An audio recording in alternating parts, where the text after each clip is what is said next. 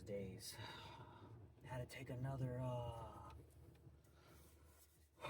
Red Bull. So I'm kind of wired up. Consciousness is the one and only reality. The world and all within it are states of consciousness objectified. Your world is defined by your conception of yourself, plus your conceptions of others, which are not their conceptions of themselves.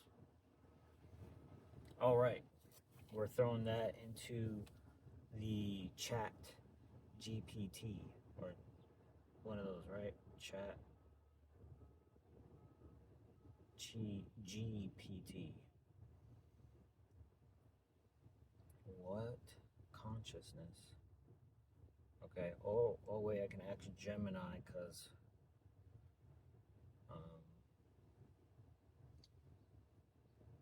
Google knows everything now, so knows all of us.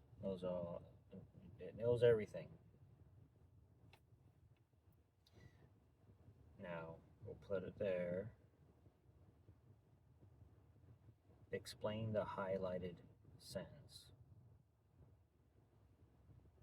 Let's see what Google says. The highlighted sentence. Consciousness is the one and only reality. Okay, we already talked about that. Here's a breakdown of its meaning. Consciousness is the one and only reality. Yeah, we got that. This is a core tenet of idealism or mental monism. It suggests that reality isn't fundamentally physical or mental, but rather mental or conscious. Everything we perceive, experience, and understand exists within consciousness. There is nothing outside of consciousness. The world and all within it are states of consciousness objectified. Okay, this is stuff that we already read right there. Building on the first part, this means that the seemingly external world, the objects, the people, events, and environments are not separate from consciousness. Instead, they are all manifestations or objects, that's a big word, objects of consciousness. Objectifications of consciousness. They are forms that consciousness takes on, which takes on much like dreams or manifestations of the dreamer's mind. In simpler terms, your subjective experience creates your objective reality. There's a lot more here. I'll put this in the comments or the caption because it goes on. Your world is defined by your conception of yourself, plus your conceptions of others, which are not conceptions of themselves. This is the most complex and crucial part. It explains how your personal reality is constructed.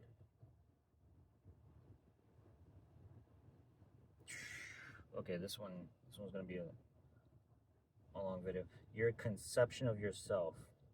This refers to your self-image, your beliefs about who you are, your capabilities, your limitations, your identity, and your place in the in the world. These internal beliefs about yourself directly shape your experiences, plus your conceptions of others. This is equally important. It means that your perception and belief about other people also contribute to the reality you experience. This isn't just about how you think of specific individuals, but also about your general beliefs about humanity, society, and relationships with them, which are not their conceptions of themselves. This is a critical distinction. Your conception of others is your projection or your interpretation, not necessarily how they actually perceive themselves. This highlights the subjective nature of perception. You're interacting with your idea of another person, not their true inner state.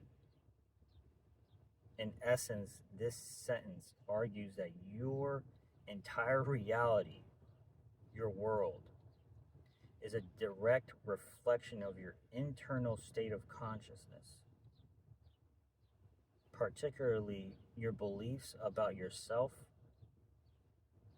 and your beliefs about others, regardless of whether those beliefs align with how others actually see themselves. It implies that to change your internal world, you must first change your internal consciousness and your conceptions. Oh my God. How deep was that? I got to read that over and over and over again. I'm going to copy all that and then put it into the commentos. That was, jeez, man. Gemini. Tell me what you think about AI nowadays. Tell me what you think about all these AI things coming out. We're moving in a fast pace, man. It's kind of crazy. Pin that. Okay. Oh my God, 8 minutes already. Let me know what you think. Consciousness is one and only reality. Consciousness is the one and only reality. That was a deep conversation. That was a deep, not conversation. I'm talking to AI, yeah. That was a deep definition. Let me know.